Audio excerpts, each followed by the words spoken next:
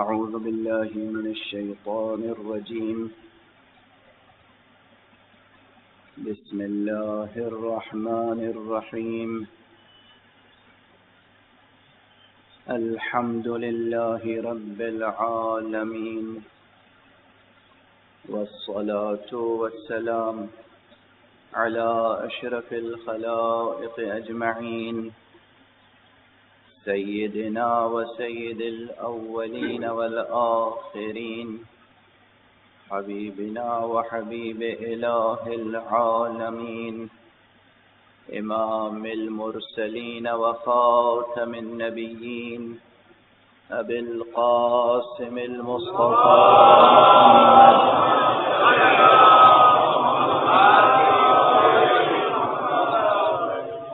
وعلى أهل بيته الطيبين الطاهرين الهداة المهديين المعصومين المظلومين، واللعنة الدائمة على أعداء الدين أجمعين. أما بعد، فقد قال الله تعالى عز اسمه في محكم كتابه ومتقن خطابه. بسم الله الرحمن الرحيم. الله لا إله إلا هو الحي القيوم، لا تأخذه سنة ولا نوم، له ما في السماوات وما في الأرض، من ذا الذي يشفع عنده إلا بإذنه. صدق الله العلي العظيم.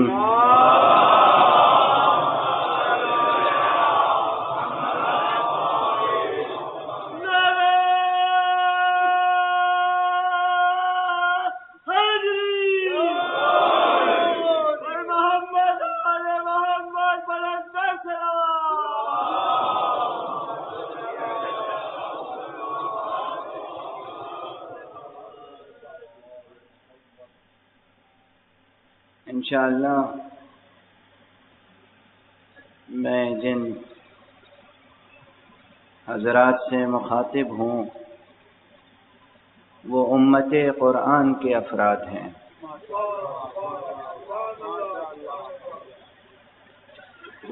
امت قرآن میں ہونا بڑا شرف ہے. پہلے ذکر کر چکا ہوں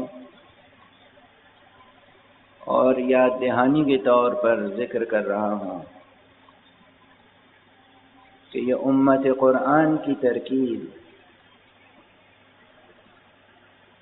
سرکار سید الشہداء ابو عبداللہ الحسین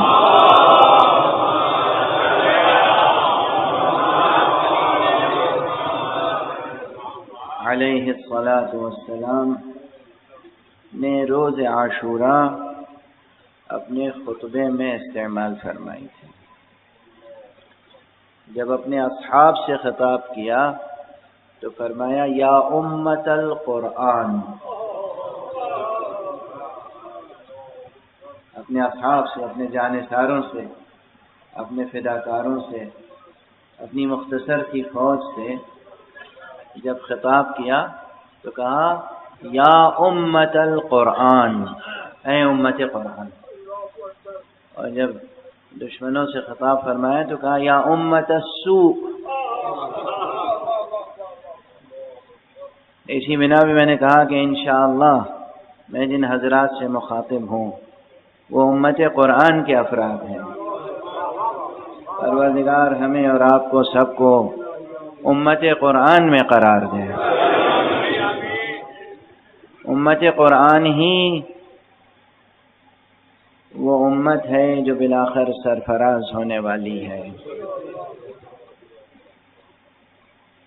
قرآن حکیم کی آیتوں میں سے وہ آیت جو سید الآیات ہے، آیت الکرسی، گزشتہ تقریباً 4 برسوں سے وہ آیت ہماری فکری رہنمائی کر رہی ہے.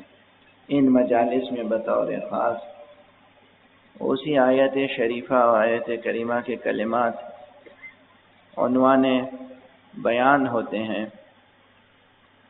ہر چند کے جن فقروں پہ گفتگو ہو چکی ہے وہ بھی ناتمام گفتگو ہے، نہ لفظ مبارک اللہ کی تشریح و تفسیر کا حق ادا ہو سکا، نہ اسم مبارک الحی القیوم کا تذکرہ جیسا کہ ہونا چاہیے تھا ہو سکا، اور نہ ابھی اس فقرے کی تشریح پوری ہوئی جس میں کہا گیا کہ لا تأخذہ سنۃ ولا نوم، ابھی اس میں بہت بیان باقی ہے۔ اب یہ تو میرا پرانا جملہ ہے نا، میں کہتا ہوں کہ میں موضوع شروع کرتا ہوں ختم نہیں کرتا،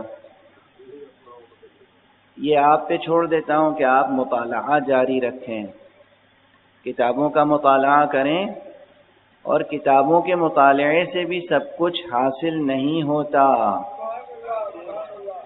کتابوں کے مطالعے کے ساتھ یعنی دن اگر لائبریری میں گزرے تو شب مصلی پہ بسر ہو، جہاں نماز بچھا کر نماز پڑھیں، 2 رکعت نماز حاجت، پروردگار اپنے کلام کے اسرار منکشف فرما، اور صرف اپنے بچھائے ہوئے مصلی پہ ناز نہ کریں، اپنے حرف دعا پر غرور نہ کریں، اس میں حرف توسل ضرور رکھیں، بغیر معصومین علیہم الصلاۃ والسلام کے توسل کے، بغیر توسل محمد و آل محمد علیہم الصلاۃ والسلام۔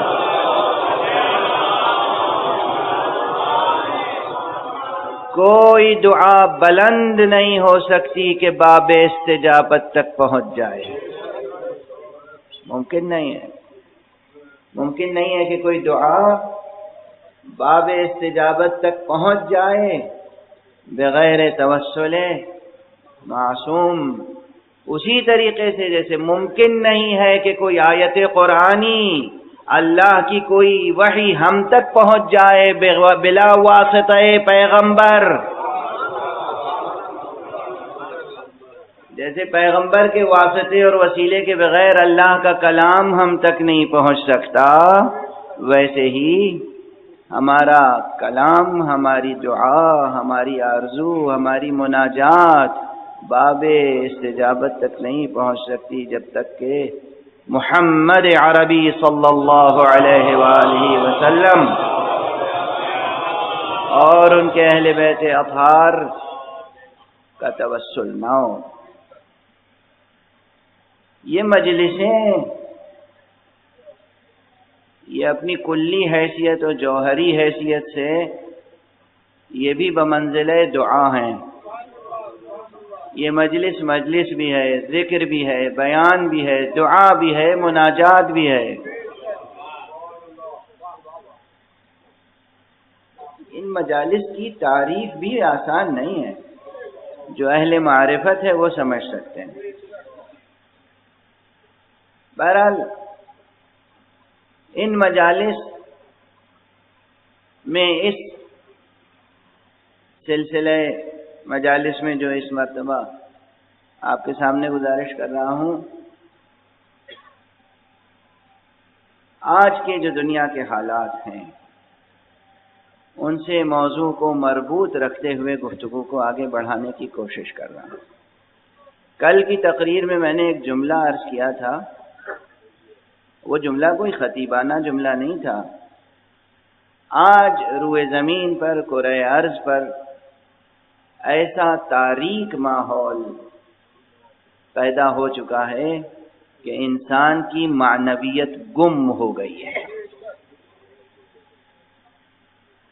انسان کی قدر و قیمت، انسان کی ارزش، انسان کی حرمت، انسان کا تقدس، خون انسانی کی حرمت، نفس انسانی کی حرمت ختم ہو چکی ہے۔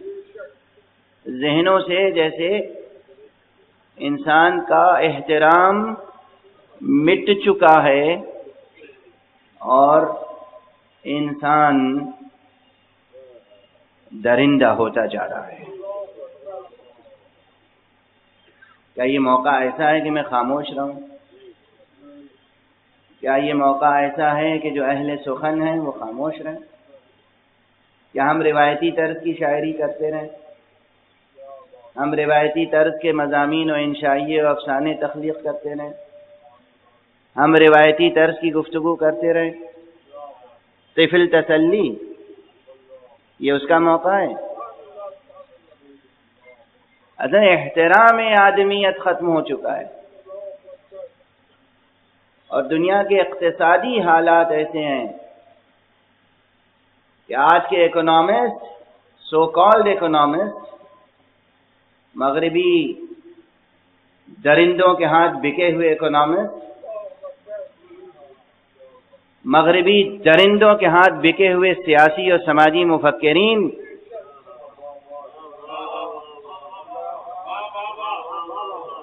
انہوں نے نظام ایسا بنایا ہے، یہ گزشتہ تاریخ پہ ہنستے ہیں، طنز کرتے ہیں، تنقید کرتے ہیں، یہ کہتے ہیں پچھلے زمانے میں، پرانے زمانے میں، ماقبل تاریخ اور تاریخ کے آغاز میں انسان کی معیشت کا انحصار، انسان کی اقتصادیات کا انحصار، انسان کی روزی روٹی کا انحصار صرف غارت گری پر تھا، چونکہ انسان مہذب نہیں تھا۔ آج کے نام نہاد مہذب انسان بتا تیری معیشت کا انحصار کیا غارت گری پر نہیں ہے؟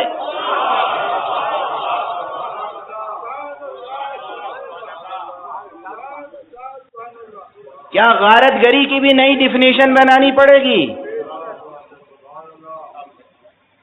کس کو کہتے ہیں غارت گری اور کسے کہتے ہیں تہذیب؟ کلچر کس کا نام ہے؟ سویلائزیشن کس کا نام ہے؟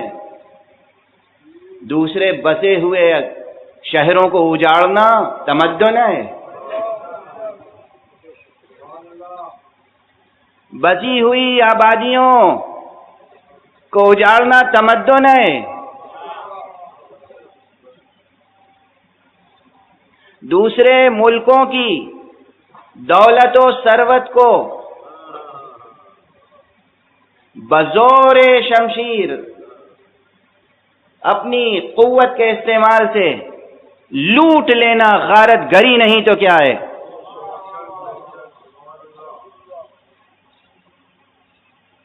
آج کی معیشت کا انحصار، آج کی معیشت کا انحصار، آج کے اقتصادیات کا انحصار دنیا کے بڑے بڑے ملکوں کی۔ ہم لوگ تو چھوٹے چھوٹے ملک ہیں، اب بیچارے پاکستان کی کیا حیثیت ہے؟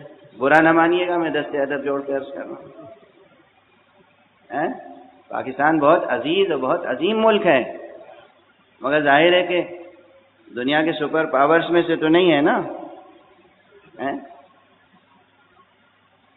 تو پاکستان کی شریف ملت، پاکستان کی عظیم ملت، پاکستان کی عزیز ملت، پاکستان کی مسلمان ملت، پاکستان کی اہل توحید ملت، لیکن اس ملت کی پوری دنیا کے نقشے پر کیا حرمت ہے، کیا عظمت ہے، کیا سے ہے، یہ سبھی کو معلوم ہے۔ میں تو بات کر رہا ہوں ان ملکوں کی جن کی سے پوری دنیا میں ہے۔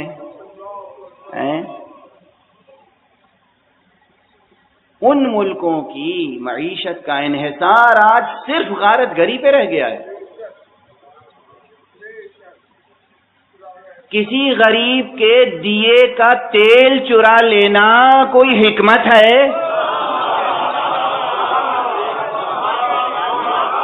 ایک صلوات پڑھ دیجئے محمد والے۔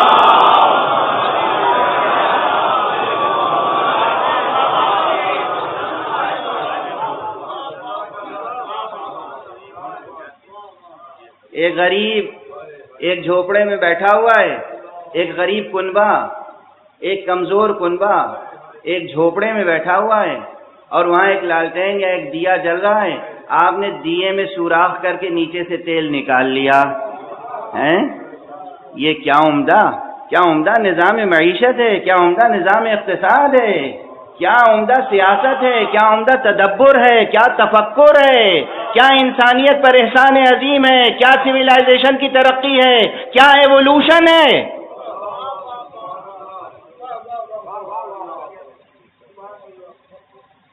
اور ہمارے دیے میں سوراخ ہوا ہے، ہماری لو جھلملا رہی ہے، تو ہمیں رونے کا حق بھی نہیں ہے؟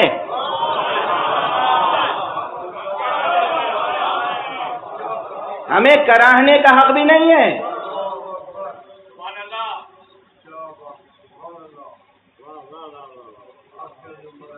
پابندیاں یہ ہیں کہ گفتگو نہ ہو، کوئی اہل قلم کچھ لکھنے نہ پائے فرعونوں کے خلاف، کوئی صحافی کسی جرم کے خلاف آواز نہ اٹھائے۔ کس ماحول سے گزر رہے ہیں ہم؟ اس ماحول کو، اس تاریکی کو اگر دور کر سکتی ہے کوئی روشنی تو وہ روشنی ذکر حسین ہے۔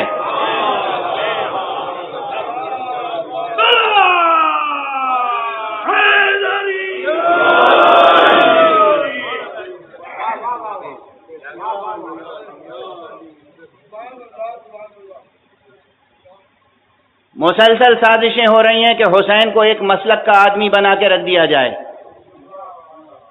ذکر حسین کو ایک خاص فرقے، ایک مختصر سے فرقے اور مخصوص مذہب اور مسلک کا مسئلہ بنا کر رکھ دیا جائے۔ حسین کی حقیقت معلوم ہے، ایک خاص مسلک میں محدود ہو سکتا ہے حسین، ایک خاص فرقے میں محدود ہو سکتا ہے حسین، حق کی قسم کہ خلق سے بالا حسین ہے۔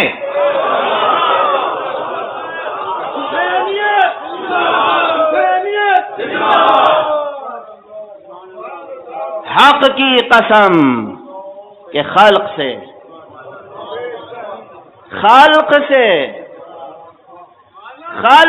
بالا حسین ہے۔ حسین کو آپ محدود کر سکتے ہیں نہ ذکر حسین کو۔ خدا کی قسم یہی ذکر حسین، آج میں اس منبر سے کہہ رہا ہوں، خدا کی قسم یہی ذکر حسین اس پوری دنیا میں ظلم کی تاریکی کو دور کرے گا، عدل و انصاف کی روشنی کو پھیلائے گا، دنیا کے ہر فرعون کو سرنگوں اور شرمشار کرے گا، اور اسی حسین کا بیٹا دنیا میں رحمت کا پرچم لہرائے گا۔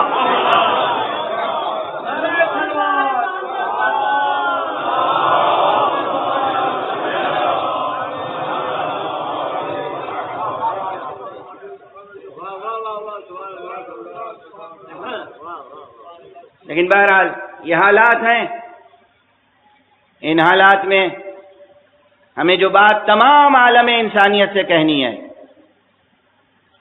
وہ یہ ہے کہ اے انسان، اے عظیم انسان اور اے ذلیل انسان،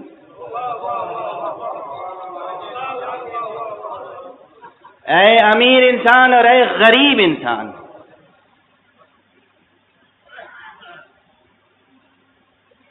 اے انسان اپنی اصلی حقیقت کو تو پہچان،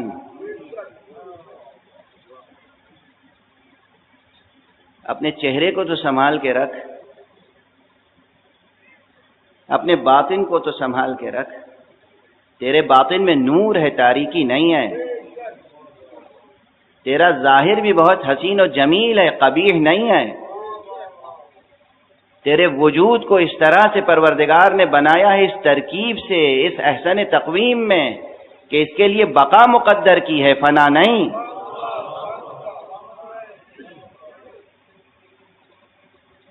لیکن تیرے قدم جو آگے بڑھ رہے ہیں وہ فنا کی راہوں پر، ہلاکت کی راہوں پر قدم اٹھا کے آگے رکھ رہا ہے، تو دیکھ تو صحیح کہاں قدم رکھ رہا ہے۔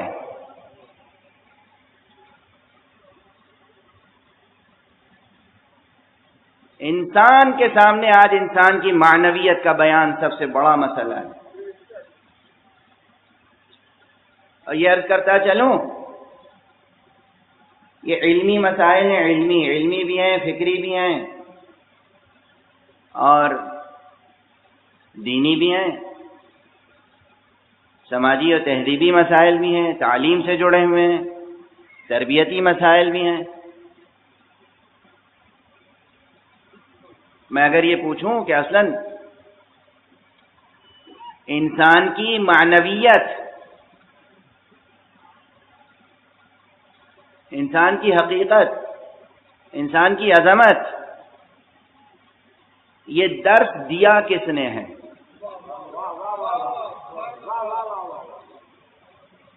انسان کی جاگتی ہوئی آنکھوں میں یہ خواب عظمت کا بھرا کس نے ہے؟ انسان کی پلکوں پر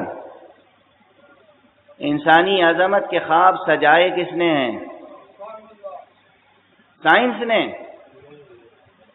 میں آپ کو سائنس سے بیزار نہیں کرنا چاہتا، سائنس بہت قیمتی چیز ہے، سائنس کی طرف پوری توجہ دیں، مگر یہ یاد رکھیں سائنس سے جب آپ اپنی ڈیفینیشن دریافت کریں گے تو وہ آپ کو صرف ایک حیوان بتائے گی۔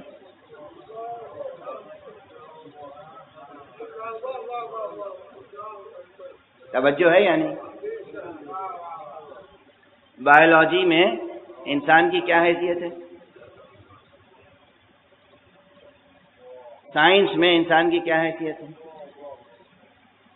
اینتھروپولوجی میں بھی انسان کی کیا حیثیت ہے؟ سائنس کلن سائنٹیفک ویو، سائنٹیفک ویژن انسان کے لیے کیا ہے؟ بنیادی طور پر، حقیقی طور پر سائنس انسان کو ایک حیوان بتاتی ہے، منتہا وہ حیوان جس کا رتبہ بندر کے بعد ہے۔ غلط تو نہیں آدھے سبق ہمیں؟ زندگی رینگنے لگی جب زمین پر، پانی سے کائی وجود میں آئی اور کائی کے بعد سبزہ اگا اور اس کے بعد کچھ رینگتے ہوئے کچھ جراثیم پیدا ہوئے اور اس کے بعد وہ زندگی رینگنے لگی اور پھر اڑنے لگی اور دوڑنے لگی اور یہاں تک کہ بندر وجود میں آئے اور اس کے بعد ایک چیز اور وجود میں آ گئی، اسے انسان کہا جانے لگا۔ یعنی سائنس، میں ابھی بحث نہیں کر رہا ہوں کہ یہ تھیوری صحیح ہے یا غلط ہے، کوئی بحث نہیں کر رہا ہوں، میں کہہ رہا ہوں وہاں سے جو ہمیں سبق ملا وہ سبق ملا کہ ہم ایک حیوان ہیں۔ اس حیوان کو اشرف المخلوقات کا لقب، اس حیوان پر تاج کرامت کس نے رکھا؟ یہ سائنس نہیں، مذہب ہے، یہ دین ہے، یہ وحی الہی ہے، یہ مکتب نبوت ہے، یہ مکتب امامت و ولایت ہے جو انسان کو عظمت و شرافت و کرامت کے القاب سے نوازتا ہے اور اس منصب پر فائز کرتا ہے۔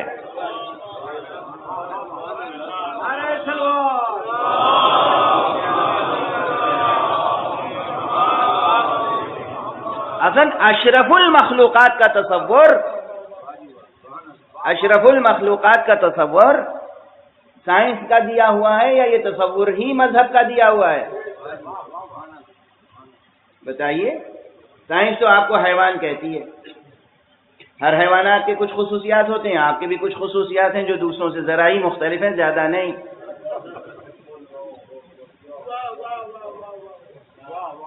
ذرا ہی مختلف ہیں، زیادہ نہیں۔ سائنس کہتی ہے آپ حیوان ہیں، دین کہتا ہے کہ آپ انسان ہیں۔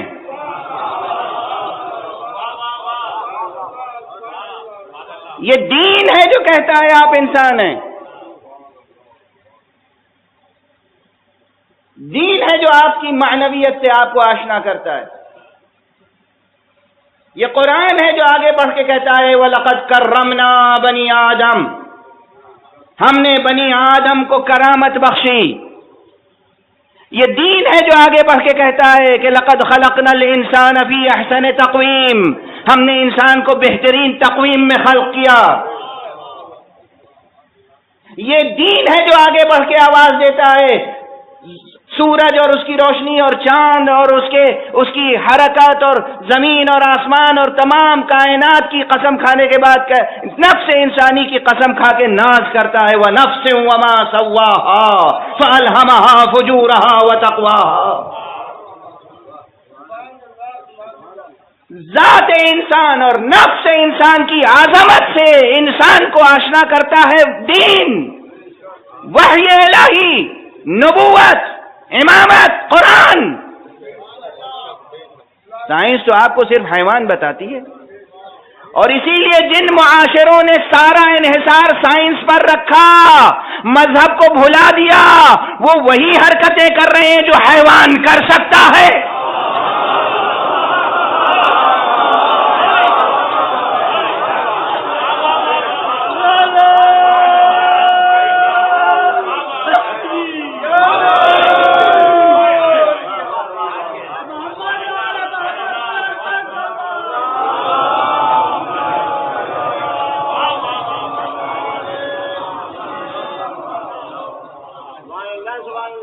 گھریلو زندگی سے لے کر، میاں اور بیوی کے تعلقات سے لے کر، والدین اور اولاد کے تعلقات سے لے کر، بازاری مسائل سے لے کر، اور ایوان سلطنت اور انٹرنیشنل مسائل تک، جنہوں نے مکمل طور پر سائنس پہ انحصار کیا ہے، وہ مکمل طور پر حیوانی عادتیں اختیار کرتے چلے جا رہے ہیں۔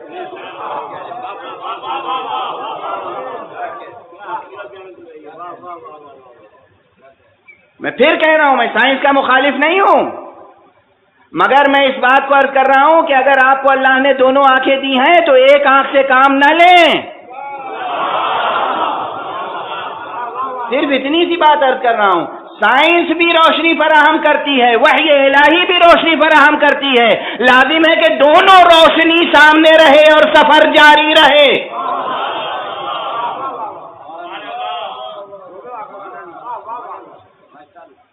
دو آنکھیں ہیں تو خامخواہ آپ ایک آنکھ کو بند کیوں کرنا چاہتے ہیں؟ جہاں جہاں سے روشنی ملے، روشنی پہ پابندی نہ لگاؤ، نور پہ پابندی نہ لگاؤ، ورنہ زندگی تاریک ہو جائے گی۔ یاد رکھیے گا کہ یہ دین ہے، یہ مذہب ہے، یہ وحی الہی ہے، یہ پیغام آسمانی ہے جو انسان کو تاج کرامت عطا کرتا ہے۔ اب یہی آیت جو میں نے عرض کی ہے سورہ مبارک ہے، بنی اسرائیل کی آیت ہے، اور اس پر کئی تقریریں میں کر چکا ہوں۔ وَلَقَدْ كَرَّمْنَا بَنِي آدَمَ وَحَمَلْنَاهُمْ فِي الْبَرِّ وَالْبَحْرِ وَرَزَقْنَاهُمْ مِنَ الطَّيِّبَاتِ وَفَضَّلْنَاهُمْ عَلَى كَثِيرٍ مِّمَّنْ خَلَقْنَا تَفْضِيلًا، اور ہم نے بالیقین، بالتحقیق، بلا شبہ، بے شک ہم نے انسان کے سر پہ تاج کرامت رکھا ہے، ہم نے انسان کو عزت اور کرامت عطا کی ہے، اور ہم نے اس کا بار اٹھایا ہے، خشکی میں بھی، تری میں بھی، ہم نے اس کو پاکیزہ رزق دیا ہے، اور ہم نے جو کچھ خلق کیا ہے اس سب اپنی پوری خلقت پر اس انسان کو اپنے مخلوقات میں سے بیشتر مخلوقات پر ہم نے اس انسان کو فضیلت دی ہے، اور ایسی فضیلت دی ہے کہ جو فضیلت دینے کا حق ہے۔ یہ کس کا بیان ہے؟ بنی آدم کی بات ہے، بنی آدم، نہ مسلمان کی بات ہے، نہ عیسائی کی بات ہے، نہ یہودی کی بات ہے، نہ ہندو کی بات ہے، نہ شیعہ کی بات ہے، نہ سنی کی بات ہے، بنی آدم، انسان، بشر۔ یہ قرآن کی آیت سنا رہا ہوں آپ کو، بنی آدم، وَلَقَدْ كَرَّمْنَا بَنِي آدَم۔ اگر صرف اسی آیت پہ گفتگو جاری رہے تو پورا عشرہ تو اسی ایک آیت پہ ہو سکتا ہے، لیکن صرف ریفرنس دے کے آگے بڑھ رہا ہوں۔ یہ پوری بحث یہ نہ سمجھیے گا کہ بالکل اجنبی بحث ہے اور صرف حالات حاضرہ کے تحت میں جزوِ موضوع بنا رہا ہوں۔ یہی آیت الکرسی اور اس کا وہ فقرہ جو آج میں نے تلاوت کرنے کا شرف حاصل کیا، من ذا الذی یشفع عندہ الا باذنہ، یہاں پہلا ہی فقرہ جو من ہے، اس لفظ من کی تحقیق میں پوری بحث آ جاتی ہے کہ من سے مراد کون ہے۔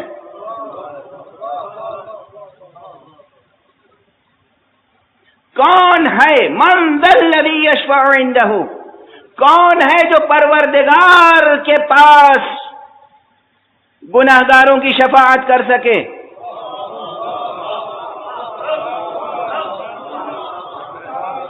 کون ہے جو عند اللہ شفیع بن سکے، شفاعت کر سکے؟ کون ہے؟ سوال ہے نا، اس کا جواب تلاش کریں یا نہ کریں؟ جواب تلاش کرنے کا حق ہے نا، تو ہمیں ہر اس در کو کھٹکھٹانا ہوگا جہاں امید ہو۔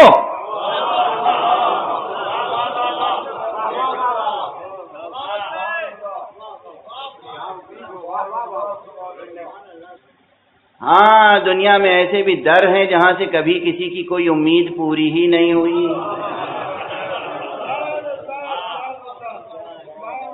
لیکن ایسے بھی در ہیں جہاں سب کی امیدیں لگی رہتی ہیں، اور نہ صرف امیدیں لگی رہتی ہیں بلکہ امیدیں پوری ہوتی ہیں، مرادیں بر آتی ہیں، جہاں کی شفاعتیں مقبول ہوتی ہیں، اور وہ در کوئی اور ہو یا نہ ہو۔ کسی میں مجال ہے جو حق شفاعت مصطفیٰ کا انکار کر سکے؟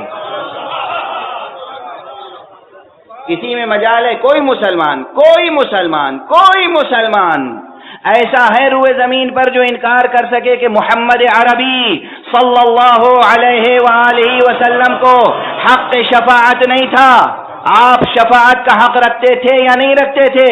حق سبحانہ و تعالی آپ کو اذن شفاعت عطا کرے گا یا عطا نہیں کرے گا؟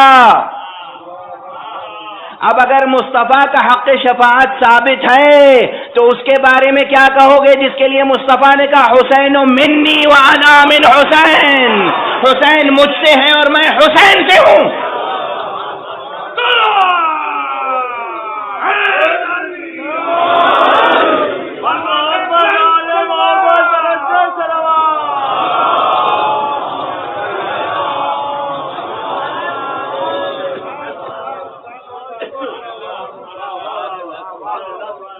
حسین کا در بھی وہ ہے جہاں محتاج شفاعت کے امید لگا کے بیٹھتے ہیں۔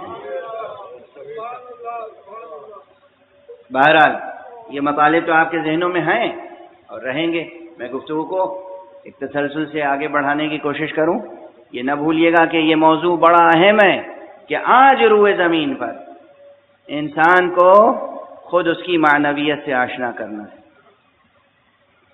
ابھی یہ سب مبہم عنوانات ہیں، جیسے کل میں نے حریت کے بارے میں ایک بات کہی تو مگر وہ ابھی ادھوری بات ہے، ابھی اس پہ بہت گفتگو باقی۔ اسی طرح صرف یہ تصور کہ انسان اشرف المخلوقات ہے، کیسی اشرفیت؟ اس اشرفیت کی حقیقت کیا ہے؟ اس اشرفیت کے آثار کیا ہیں؟ اس اشرفیت کا فائدہ کیا ہے؟ آپ سمجھ رہے ہیں؟ اب یہ فائدہ سمجھنا ہو تو میں ایک ادبی حوالہ دے دوں۔ ہمارے ایک بزرگ استاد ہوا کرتے تھے اردو ادب اور اردو شاعری کے، تو انہوں نے ایک مرتبہ میرا امتحان لینے کے لیے مجھ سے پوچھا کہ میاں یہ بتاؤ غالب کے اس شعر کا مطلب کیا ہے؟ ابن مریم ہوا کرے کوئی، میرے دکھ کی دوا کرے کوئی۔ اب میں نے کہا یہ بھی کوئی مشکل شعر ہے، اس کا بھی مطلب بیان کرنے کی ضرورت ہے۔ ان کا ہاں بیان کرو تو صحیح، بتاؤ تو صحیح کہ غالب نے کہا کیا ہے؟ غالب نے یہی کہا ہے کہ ابن مریم ہوا کرے کوئی، میرے دکھ کی دوا کرے کوئی۔ یعنی میری سمجھ میں نہیں آ رہا تھا کہ اس کی نثر بھی کیسے بناؤں، اتنے صاف ستھرے ڈھلے ہوئے بالکل بلا تعقید مصرے اور مضمون بالکل صاف اور واضح۔ چند منٹ گزر گئے، کہنے لگے اچھا اب میں تشریح کروں؟ میں نے کہا جی فرمائیے۔ کہا دیکھو پہلے مصرے میں یہ کہا گیا ہے کہ ابن مریم، ابن مریم یعنی مریم کا بیٹا، یہ ہے ایک شرف نسبی کی طرف اشارہ۔ یہ کیا اشارہ ہے؟ شرف نسبی، یعنی خاندان کی طرف سے جو عزت و شرف اور وجاہت اور نیک نامی چلی آ رہی ہے، بڑے باپ کا بیٹا ہونا یا بڑی ماں کا بیٹا ہونا یا بڑے خاندان کا فرد ہونا۔ اب پہلے مصرے میں یہ کہا گیا ہے کہ ابن مریم ہوا کرے کوئی، مریم کی عظمت مجھے تسلیم، لیکن مریم کا بیٹا کوئی ہوا کرے۔ صرف مریم کا بیٹا ہونا یعنی صرف شرف نسبی کافی نہیں ہے۔ میرے دکھ کی دوا کرے کوئی، یہ بتاؤ کہ وہ ابن مریم صرف ابن مریم ہے یا مسیح بھی ہے؟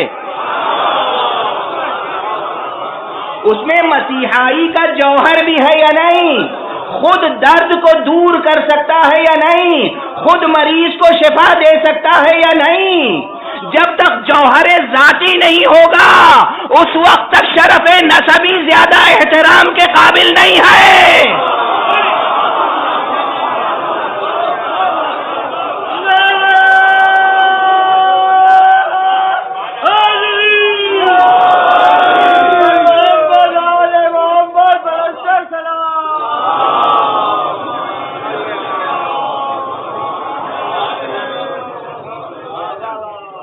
جب تک جوہر ذاتی نہ ہو، بڑے باپ کا بیٹا ہونا کافی نہیں ہے، بڑے خاندان کا فرد ہونا کافی نہیں ہے، بنو ہاشم سے ہونا کافی نہیں ہے، ابو طالب ہو تو کام کی بات ہے۔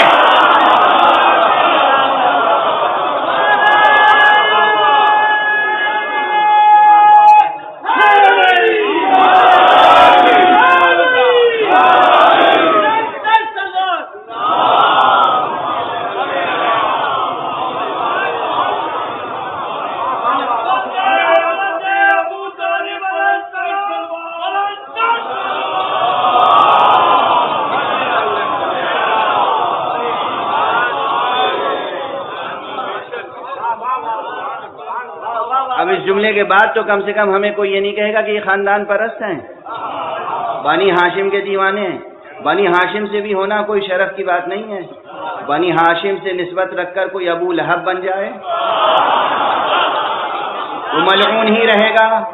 اسی لیے قریش سے ہونا کوئی شرف کی بات نہیں ہے، بنو ہاشم سے ہونا کوئی شرف کی بات نہیں ہے، ابو طالب ہونا یقیناً شرف کی بات ہے۔ واضح ہے؟ ابن مریم ہوا کرے کوئی۔ اب سمجھ میں آئی نا بات؟ بیٹا سمجھ میں آ گیا نا یہ شعر؟ امتحان میں ٹھیک لکھو گے اب؟ ابن مریم ہوا کرے کوئی، کتنا سادہ شعر ہے سامنے۔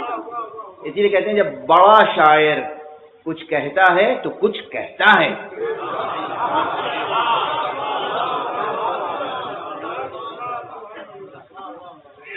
بڑا شاعر، بڑا ادیب جب کچھ کہتا ہے، کچھ لکھتا ہے تو پھر واقعی کچھ کہتا ہے، کچھ لکھتا ہے۔ ابن مریم ہوا کرے کوئی، میرے دکھ کی دوا کرے کوئی۔ یعنی کوئی بھی ہو دنیا میں، کوئی بھی اس کا حسب و نسب و ذات و خاندان ہو، سلسلہ نسب کہیں بھی پہنچا، اس میں جوہر ذاتی ہے یا نہیں؟ مریم کی عصمت اپنی جگہ، مریم کا کمال اپنی جگہ، مریم کی شرافت اپنی جگہ، مریم کی عظمت اپنی جگہ، مگر ابن مریم اس لیے عظیم ہے کہ وہ نابینا کو بینا بنا دیتا تھا، وہ بیمار کو صحت یاب بنا دیتا تھا، وہ مردوں کو زندہ کر دیتا تھا۔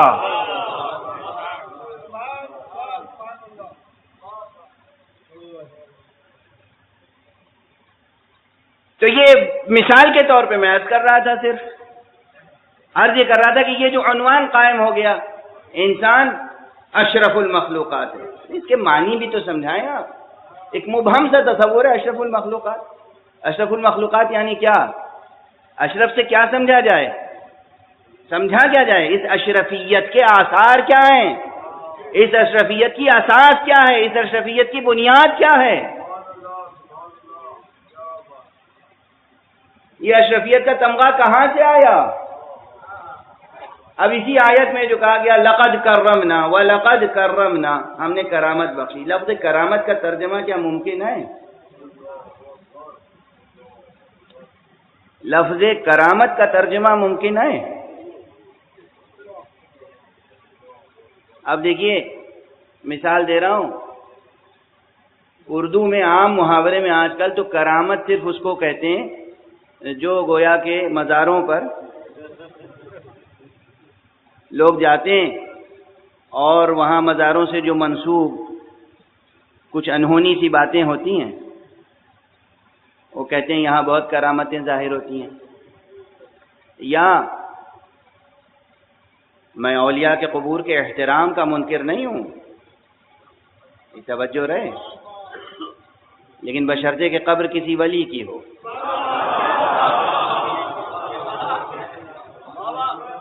قبر واقعاً کسی ولی کی ہو، اور نہ میں خانقاہوں کی حرمت و عظمت کا منکر ہوں بشرطے کہ وہ خانقاہیں ہوں، نہ میں خانقاہ نشینوں اور سجادہ نشینوں کی عظمت و احترام کا منکر ہوں بشرطے کہ وہ سجادہ نشین ہوں، بشرطے کہ وہ شریعت و طریقت و حقیقت سے آشنا ہوں، بشرطے کہ انہوں نے اپنے نفس کی تربیت کی ہو اور دوسروں کے نفسوں کی تربیت کر رہے ہوں۔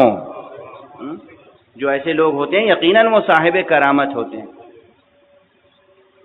اب ایک مطلب آ گیا ذہن میں تو بیان کر لینے دیجئے، اور گفتگو پھر آگے بڑھتی رہے گی۔ صرف لفظ کرامت، کرامت عربی کا ایک کلمہ ایسا ہے جو واقعاً آسانی سے دوسری زبانوں میں قابل ترجمہ نہیں ہے،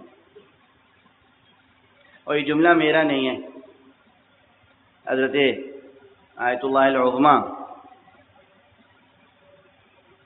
علامہ شیخ جوادی آمولی پروردگار ان کا سایہ برقرار رکھے، اور اسی طرح ہمارے استاد مکرم حضرت علامہ آیت اللہ شیخ محسن عراقی مدغ اللہ العالی پروردگار ان کا بھی سایہ برقرار رکھے، ان کی زبانوں سے میں نے درس میں یہ جملے سنے ہیں۔ قرآن مجید کی تفسیر کے ضمن میں لفظ کریم آیا، کریم، تو ہمارے اساتذہ نے کیا کہا کہ میاں یہ لفظ کریم ایسا ہے جو آسانی سے فارسی زبان میں ترجمہ نہیں ہو سکتا، فارسی میں کوئی لفظ نہیں ہے جو لفظ کریم کا بدل بن سکے۔ توجہ فرما رہے ہیں آپ؟ فارسی خود بہت شیریں زبان ہے، فارسی بہت بلیغ زبان ہے، فارسی بہت شیریں اور دلاویز بھی ہو، بہت بلیغ بھی ہے، چھوٹی چھوٹی ترکیبوں میں ایک جہان معنی سمو کے رکھ سکتے ہیں آپ۔ کہتے ہیں فارسی زبان میں کوئی لفظ نہیں ہے جو اس قرآنی لفظ کا ترجمہ کر سکے۔ لفظ کریم یعنی کاف رے میم، اس روٹ ورڈ میں، اس مادے میں ایسا کوئی مفہوم ہے، ایسا تہدار معنی موجود ہے کہ دوسری زبانوں میں اس کا ترجمہ آسان نہیں ہے۔ ترجمے کے لیے کم سے کم 2-4 صفحے لکھنے پڑیں گے تاکہ وہ مفہوم کسی صورت سے منتقل ہو سکے۔ اب اتنے بڑے اساتذہ کا حوالہ دے دیا میں نے، آپ یہ نہ سمجھیے گا کہ میں اپنی طرف سے کچھ کہہ رہا ہوں، اپنی طرف سے بھی کچھ کہتا ہوں تو کچھ لکھ پڑھ کے کہتا ہوں، سوچ سمجھ کے کہتا ہوں۔ میں نے سپورٹ میں ایک ریفرنس دے دیا آپ کو، ایک صلوات پڑھ دیجیے۔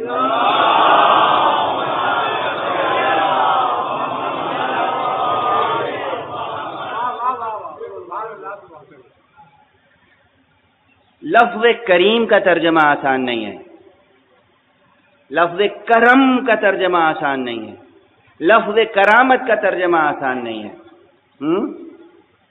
عجیب مرحلہ ہے گفتگو کا۔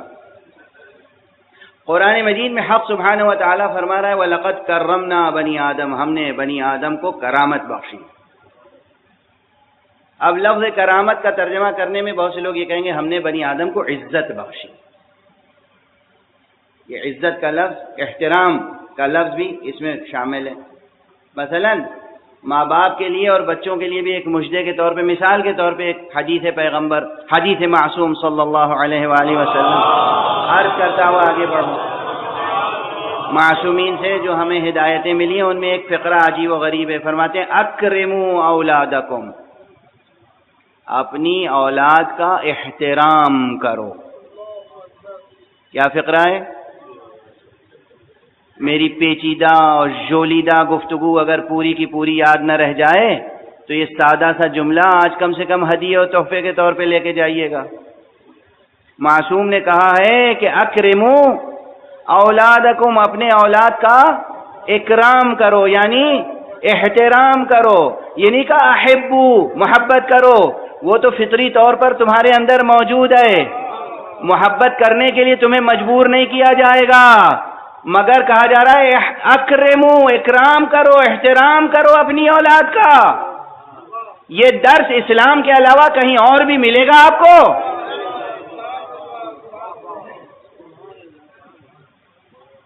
صرف اس فقرے پر کتنی دیر گفتگو ہو سکتی ہے؟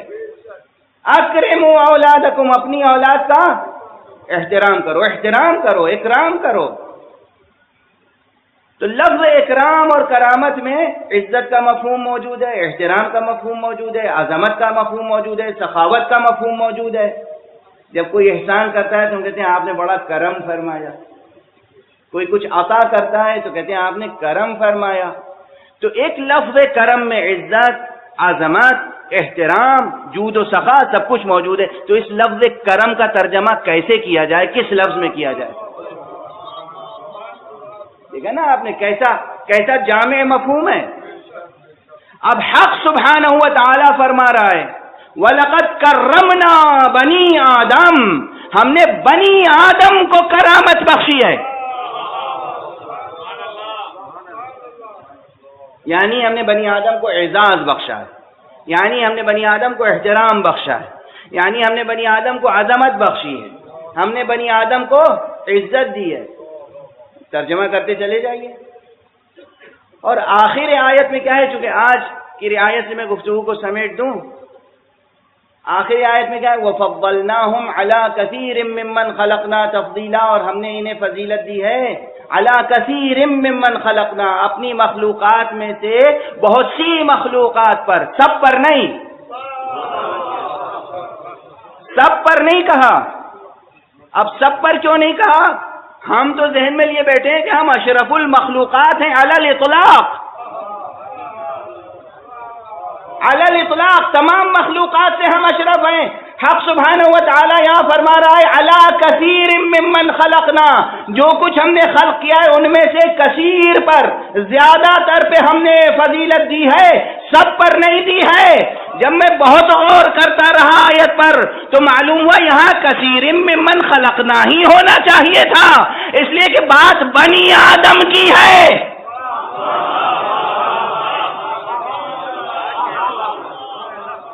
صدر آیت میں، آغاز آیت میں، ابتدائی آیت میں کیا کہا گیا؟ وَلَقَدْ كَرَّمْنَا بَنِي آدم، ہم نے بنی آدم کو عزت دی ہے۔ اللہ کے مخلوقات میں تو وہ بھی ہیں کہ بنی آدم نہیں، وہ بھی تو اللہ کے مخلوق ہیں جن کے توسل سے خود آدم کی توبہ قبول ہوئی ہے۔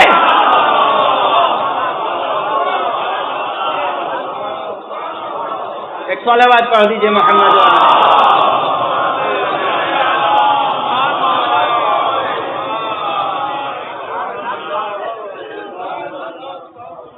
جن کے توسل سے، جن کے توسط سے، جن کے طفیل میں، جن کے صدقے میں، جن کے صدقے میں نہیں، جن کے ناموں کے صدقے میں،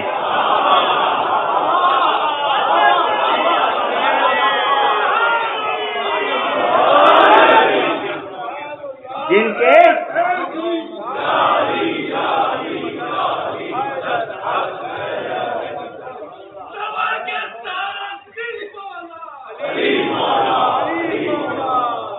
جن کے ناموں کے طفیل میں خود آدم کی توبہ قبول ہوئی، وہ بھی تو اللہ کے مخلوق ہے نا۔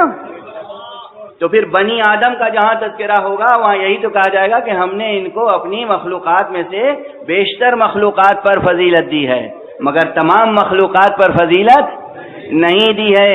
اے بنی آدم، ان مخلوقات کا احترام پیش نظر رہے جن پر تجھے فضیلت نہیں دی گئی۔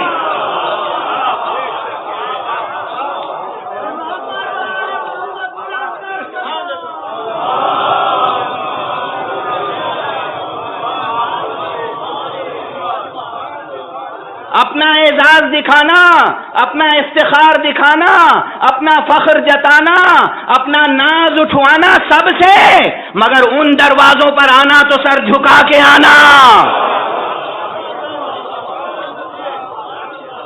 جن پر تمہیں فضیلت نہیں دی گئی۔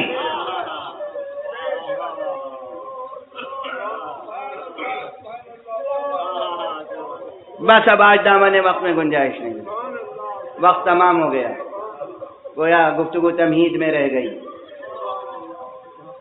اور اس انسان لئیم نے کیا کیا؟ اس انسان ذلیل نے کیا کیا؟ جن دروں اور دروازوں کے احترام کا حکم دیا گیا تھا، ان دروں اور دروازوں پر آگ اور لکڑیاں جمع کی۔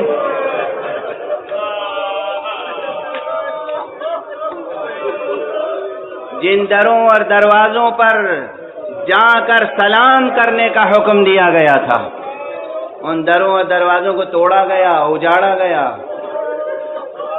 جنہیں اس انسان کی ہدایت کے لیے اور شفاعت کے لیے خلق کیا گیا تھا، ان کے ساتھ انسان نے کیا کیا؟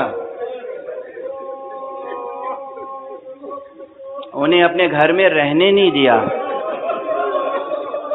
حسین چین سے مدینے میں رہ نہیں سکے، مدینہ چھوڑا، مکے آئے، مکے میں بھی حسین چین سے نہیں رہ سکے۔ حاجیوں کے بھیس میں قاتل بھیجے گئے، احرام میں خنجر اور تلواریں اور شمشیریں چھپا کے حج کے لیے آئے۔ حسین نے حرمت کعبہ کی حفاظت کی۔ ایک جملہ کہوں، ہرگز یہ نہ سوچنا کہ حسین مکے میں گئے تھے شہر امن سمجھ کر امن تلاش کرنے۔ حسین خود وہ عظیم ہستی ہیں جنہوں نے کعبے کو امن فراہم کیا۔ کعبہ حسین کو کیا امن عطا کرتا؟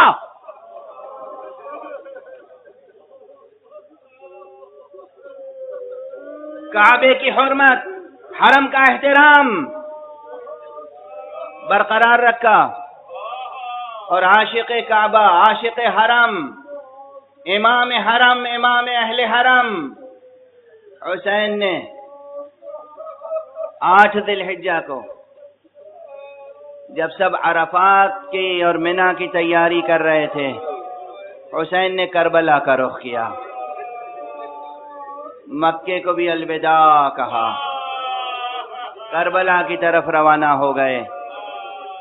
ایک ایک منزل چاہتی ہے کہ ٹھہر ٹھہر کر گفتگو کی جائے اور ان واقعات کی گہرائیوں میں اترا جائے، ان کی معنویتوں کو کشف کیا جائے، مگر وقت محدود ہوتا ہے، اسی لیے میں سوالات کھڑا کرتا ہوا آگے بڑھتا چلا جاتا ہوں، سوالات قائم کرتا ہوں، آپ کا ذہن ان سوالات پہ سوچتا رہے گا۔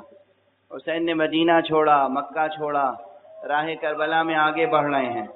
کہیں راہ کربلا میں فرزدق سے ملاقات ہوتی ہے، کہیں راہ کربلا میں کسی سے ملاقات ہوتی ہے، کہیں کسی سے ملاقات ہوتی ہے، ہر ایک اپنی اپنی بات کہتا ہے۔ حسین بات سب کی سنتے ہیں، مگر حسین کو کرنا وہ ہے جو مشیت کا تقاضا ہے۔ مشیت کا تقاضا کیا ہے؟ حسین نے خود کہا شاء اللہ ان یرانی قتیلا، اللہ کی مشیت یہ ہے کہ وہ مجھے قتل ہوتا ہوا دیکھے۔ پوچھنے والوں نے جب پوچھا فرزند رسول آپ کربلا جا رہے ہیں تو بیویوں کو، بچوں کو، بہنوں کو، اہل حرم کو ساتھ کیوں لے کر جا رہے ہیں؟ شاء اللہ ان یراہن سبایا، پروردگار کی مشیت ہے کہ انہیں اسیر دیکھے۔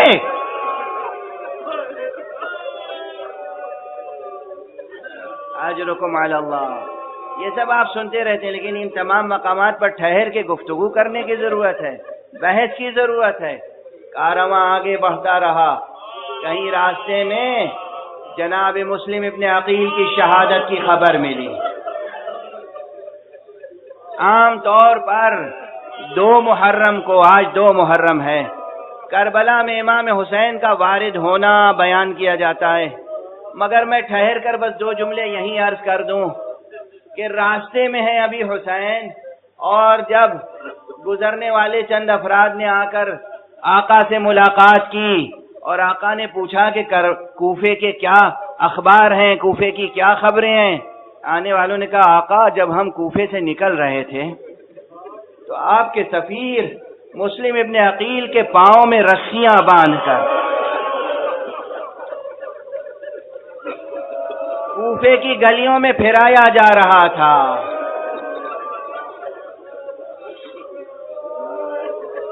آقا نے اپنے سفیر، اپنے چہیتے سفیر، اپنے محترم سفیر، اپنے عظیم سفیر، وہ سفیر جس کے لیے امام بخاری کی گواہی ہے کہ وہ اپنی صورت میں پیغمبر سے بہت زیادہ مشابہ تھے، گویا تصویر پیغمبر. یہ کوفہ ہے جہاں تصویر پیغمبر گلیوں میں بے حرمتی کی جا رہی ہے. امام نے سنا اور سننے کے بعد پھر اس خیمے میں تشریف لے گئے جہاں بیویاں تھیں، اور جناب زینب سے کہا کہ میری بہن رقیہ کے بچوں کو بلاؤ.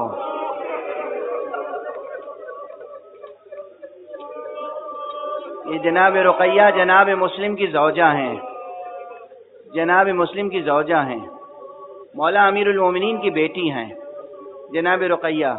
جناب مسلم نے عقیل حضرت امام حسین کے عزیز بھی تھے، رشتہ بھی تھا. جناب مسلم عقیل حضرت امیر المومنین کے داماد بھی تھے، اور اس لیے امام حسین ان کے بچوں کے گویا حقیقی ماموں بھی تھے. کہا کہ ذرا بچوں کو بلاؤ اور رقیہ کی جو سب سے چھوٹی بچی ہے اسے بلاؤ.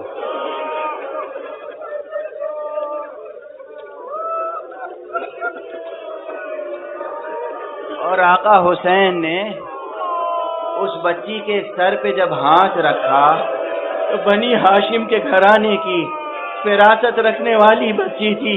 ایک مرتبہ اس نے حسرت و یاد سے ماموں کا چہرہ دیکھا، آنکھوں میں کوئی عبارت پڑھنے کی کوشش کی، ماموں جان میرے بابا کی خیر تو ہے، آپ تو اس طرح سر پہ ہاتھ رکھ رہے جیسے یتیموں کے سر پہ ہاتھ رکھا جاتا ہے.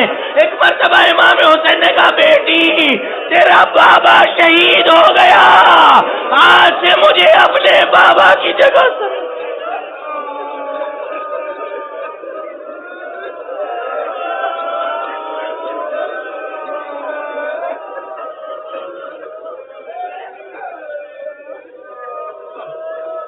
انا للہ و انا الیہ راجعون رضا بقضائہ و تسلیما لامرہ.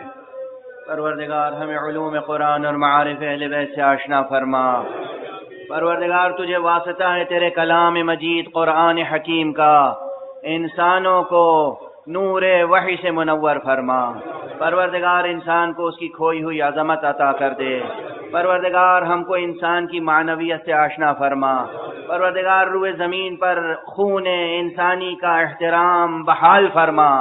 پروردگار اپنے ولی آخر کو اذن ظہور عطا فرما اور ان کے ہاتھوں سے اپنی رحمت و رافت و عدالت کا پرچم لہرا دے.